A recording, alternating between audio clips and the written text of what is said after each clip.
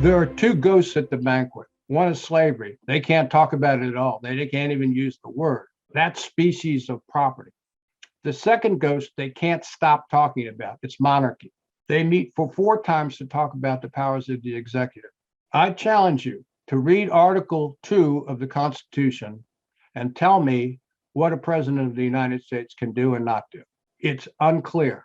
The power of the presidency will not be defined by the Constitution, but by Washington's own presidency, the way in which he defines the office, which is much bigger than anybody intended. They can't talk about the presidency or executive power without thinking about George III and the war that they fought against the tyranny of that particular administration and person.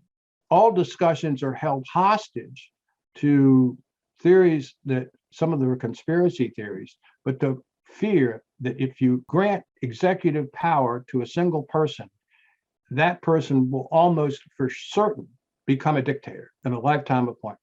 That's Caesar, that's Cromwell, that's the pattern.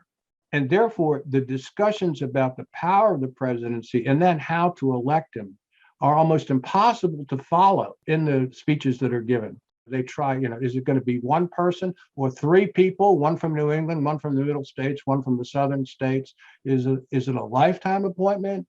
Hamilton gets up and gives a 6-hour speech. It's his only speech at the convention in which he argues for an elected monarch who will serve a lifetime appointment.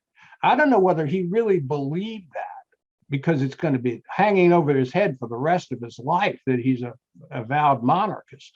It's possible that Hamilton is being maybe overly clever. He's trying to make such an extreme position that when they compromise on something a little bit less, it'll be acceptable. In the end, the resolution is not achieved because of an argument. The resolution is achieved because of one person sitting in the room, and his name is George Washington. He is the singular figure. The convention itself would have never succeeded if he hadn't put his name on the list of people coming to the convention on the Virginia Plan.